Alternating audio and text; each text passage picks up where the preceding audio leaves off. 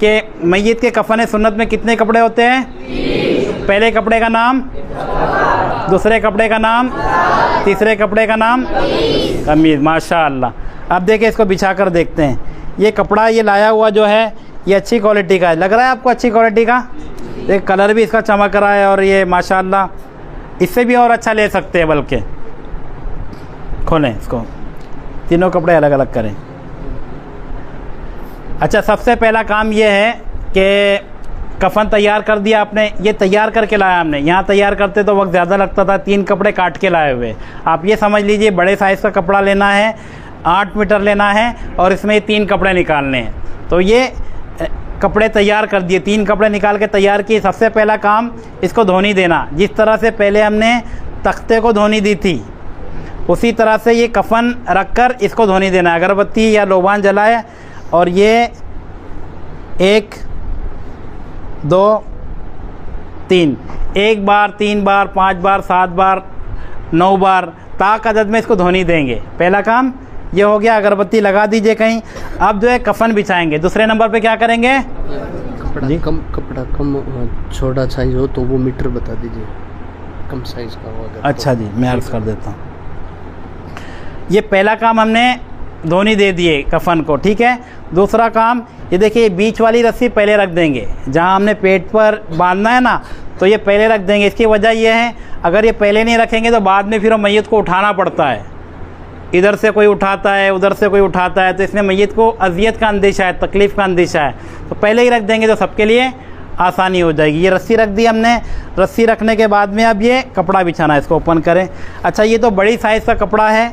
मेरे को पहले लिफाफा दीजिएगा, नीचे वाला बिछाए नहीं, मेरे को मेरे पास दीजिए।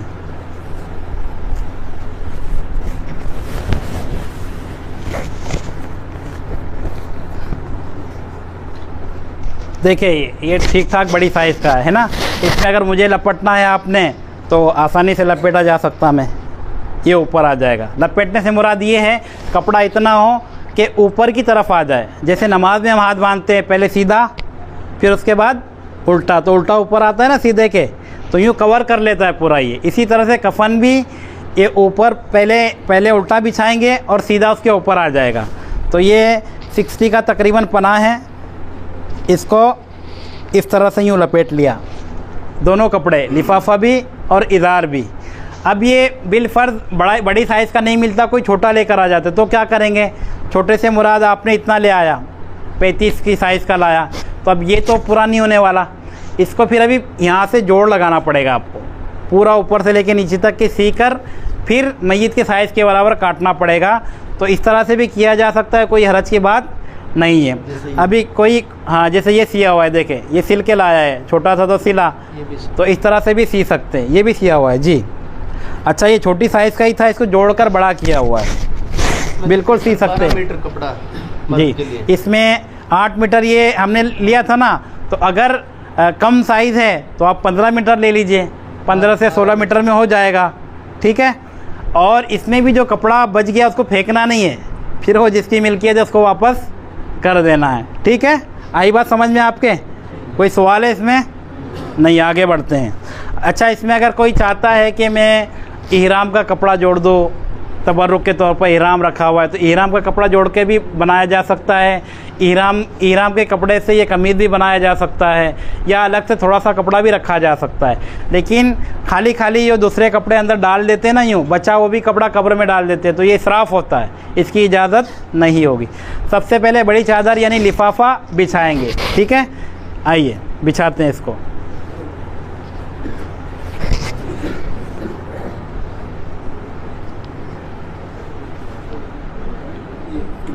चलेगा उल्टा सीधा, कोई बात।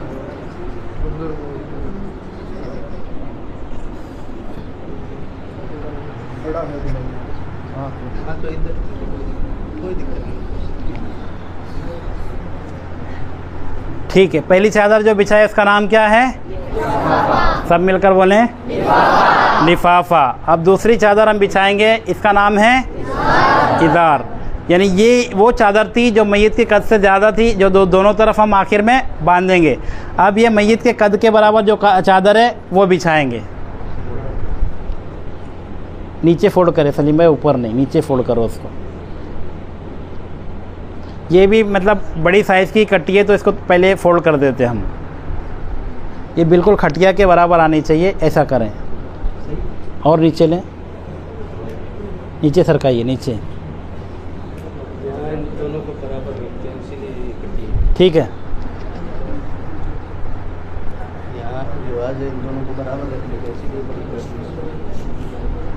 चले, ये हो गया ना उधर, ये नीचे भी ये साइज हो गई।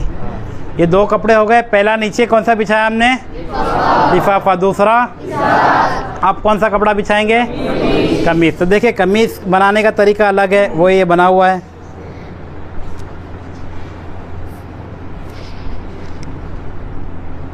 ये देखें कमीज़ बना हुआ है, ठीक है ना। ये बीच में गला भी बनाया इन्होंने, दोनों तरफ काटे तो यहाँ से ये सर निकल जाएगा। तरीका इसका यही है, इसको यूँ फोल्ड कर देंगे बीच से, कट मार के एक कट इधर लगाएंगे, एक कट इधर लगाएंगे, तो इस तरह ये गला बन जाएगा, ठीक है। इसको हम बिछाते हैं अभी।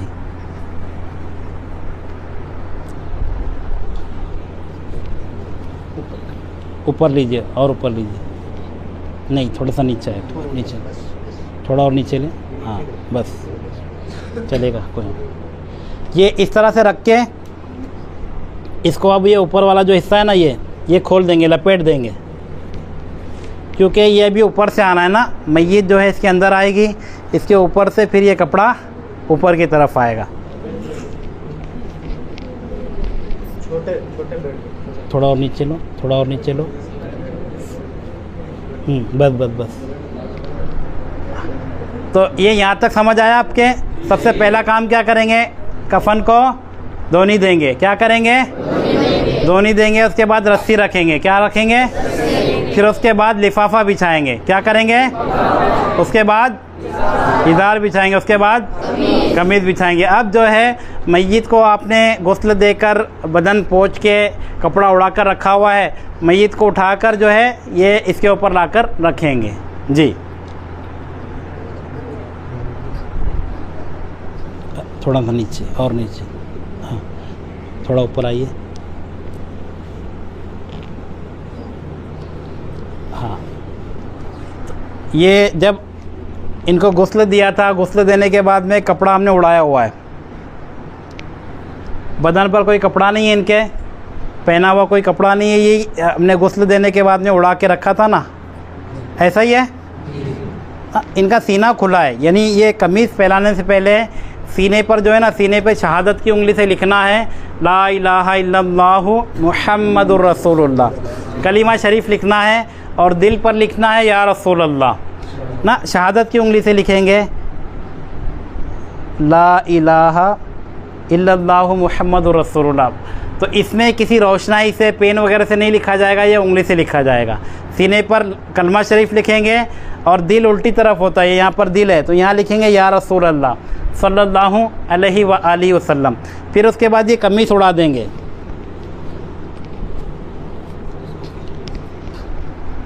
कमीज़ उड़ाने के बाद अब वो जो कपड़ा नीचे उड़ा हुआ था वो पैर की तरफ से खींच के निकाल लेंगे।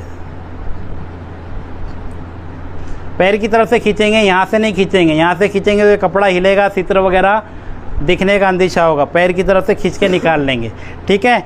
अब जो है पेशानी पर पहले बिस्मिल्लाह शरीफ लिखेंगे, उसी तरह से जिस तरह से हमने सीने पे और दिल पर लिखे थे। किताब में एक वाक़या लिखा हुआ है, एक शख्स का इंतकाल हुआ तो उसको किसी ने ख्वाब में देखा कि अल्लाह पाक ने तेरे साथ क्या मामला किया, तो कहा कि मेरे इंतकाल के बाद पेशानी पर बिस्मिल्लाह शरीफ लिखी गई और उसी बिस्मिल्लाह शरीफ लिखने की बरकत से अल्लाह पाक ने मेरी बख्शिश फरमा दी। सुभान अल्लाह। तो ये लिखना फ़र्ज़ व वाजिब नहीं है, लेकिन लिखेंगे तो बरकत हासिल होगी, ठीक है ना। तो बिस्मिल्लाह शरीफ लिखेंगे। ये देखें कुछ है मेरे इंक वगैरह नहीं है, ये सिर्फ शहादत की उंगली से मैं इनके सर पर चला रहा हूँ। यूँ लिखेंगे बिस्मिल्लाहिर्रहमानिर्रहीम। इंशाअल्लाह ये लिखने से बरकतें मिलेगी। मज़ीद इसमें लिखा हुआ है किताबों में कि शेख तरीक़त आमिर अहले सुन्नत ने लिखा है कि नाफ के ऊपर ये जो हिस्सा है इसमें मशाइख़ किराम के नाम लिखे, हिस्सा है कफ़न पर, ये कफ़नी पर। या इमाम आज़म अबू हनीफ़ा या गौस आज़म या इमाम अहमद रज़ा या जो भी आपके पीर साहब है उनका नाम हिस्सा कफ़न पर यूँ लिखा जाएगा। इसकी भी बरकतें इंशाअल्लाह मिलेगी। तबरुकात है, जैसे अहदनामा है, शजरा शरीफ है, ये कफ़न के अंदर रखते हैं। तो कफ़न के अंदर रखना जायज़ है, लेकिन बेहतर ये है कि कब्र में दीवार किबला में चेहरे के सामने ताक बना के उसमें रखी जाए। क्यों? क्योंकि बदन फटेगा, इसके अंदर से खून वगैरह निकलेगा।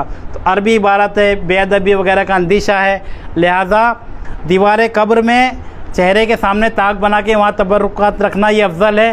लेकिन किसी ने कफ़न के साथ सीने वगैरह पे रख दिया तो अभी कोई गुनाह नहीं, हरज की बात नहीं, रख सकते हैं। ठीक है, ये हो गया। इसके बाद अब आज़ाए सुजूद पर खुशबू लगाएंगे। आज़ाए सुजूद कौन कौन से हैं, सजदे में कौन कौन से हिस्से लगते हैं? ये पेशानी, नाक की हड्डी, ये हाथ के पंजे, पैर के घुटने और पैर के पंजे, इन सारी चीज़ों पर काफूर होता है वाइट वाला जो गुस्ल में हमने इस्तेमाल किया था, वही लगाएंगे। वो लगाएंगे, वो हो तो हो, वो ना हो तो फिर इत्र भी लगा सकते हैं। ये नाक की हड्डी हो गई, ये हाथ के पंजे, इसी तरह से पैर के दोनों तलवे। लेकिन घुटने पर जब लगाएंगे तो ये सित्र का मकाम है, कोई कापूस कपड़ा वगैरह लेकर फिर इनके घुटने पर ऐसे लगाएंगे। ठीक है, बिलाहाइल घुटने को भी छूने की इजाज़त नहीं है। तो क्या काम किया हमने? खुशबू लगा दी। फिर हिस्सा कफ़न पर भी खुशबू लगाए, कफनी वगैरह पर। दाढ़ी हो तो दाढ़ी में इत्र लगाए, वरना थोड़ी पर लगाए, और ये कफ़न पर भी इत्र वगैरह लगा दे। यहाँ तक कि थोड़ा रिपीट कर लेते। फिर सबसे शुरू में क्या किया हमने? कफ़न को धोनी दी, उसके बाद में रस्सियाँ बिछाई, उसके बाद में लिफाफा बिछाया, फिर इज़ार बिछाया, उसके बाद में कमीज़ बिछाया। कमीज़ बिछाने के बाद मय्यत को कफ़न पे लाकर रखा। मय्यत को रखने के बाद सीने पर कलिमा शरीफ लिखा, दिल पर या रसूल अल्लाह लिखा। फिर उसके बाद कमीज़ पहनाई। कमीज़ उड़ाने के बाद में पेशानी पर बिस्मिल्लाह शरीफ लिखी गई। उसके बाद आज़ाए सुजूद पर खुशबू लगाई गई, काफूर वगैरह लगाया गया। अब सबसे आखिर का जो काम है कफ़न को लपेट देना, तो दोनों तरफ कफ़न को लपेट देंगे। पहले छोटी चादर जिसे इज़ार कहते हैं उसको लपेटेंगे, फिर उसके बाद लिफाफा जो बड़ी चादर है उसको लपेटेंगे। पहले उल्टी तरफ और उसके बाद सीधी तरफ। तो इनका उल्टा हिस्सा कौन सा है? ये वाला। तो इस तरफ से पहले लपेटेंगे। पहले 1 मिनट पहले जैसे ये कमीज़ वगैरह जो है ना, ये इसको यूँ खुरच देंगे अच्छी तरह से दोनों तरफ से। ये थोड़ा ज़्यादा कटा हुआ है, इसको थोड़ा सा छोटा काटेंगे। हाँ, अब उल्टी तरफ से पहले उड़ाएंगे। ऊपर वाली चादर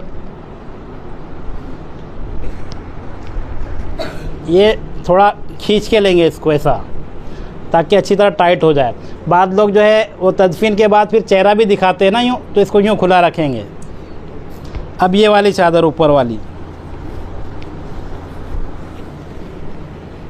खींच के ले लेंगे इस तरह। मैं खींच नहीं रहा हूँ, इनको तकलीफ़ होगी तो ऐसे ही छोड़ते हैं इसको। इधर से फिर ये दूसरी चादर। अभी चेहरा भी हम ढक नहीं रहे, ढक खुला रख रहे हैं, वरना ये चेहरा बिल्कुल यूँ बंद हो जाएगा। ये इस तरफ और दूसरा फिर इस तरफ, और आखिर में ये जो रस्सी हमने डाली थी इसको 1.5 गाड़ बांध देंगे। पैर पर भी बांध देंगे। फिर ये चेहरा देखने के बाद में चेहरे को भी बंद कर देंगे। इस अंदाज़ पर ये सुन्नत के मुताबिक हमारा कफ़न का तरीका भी मुकम्मल हो जाएगा।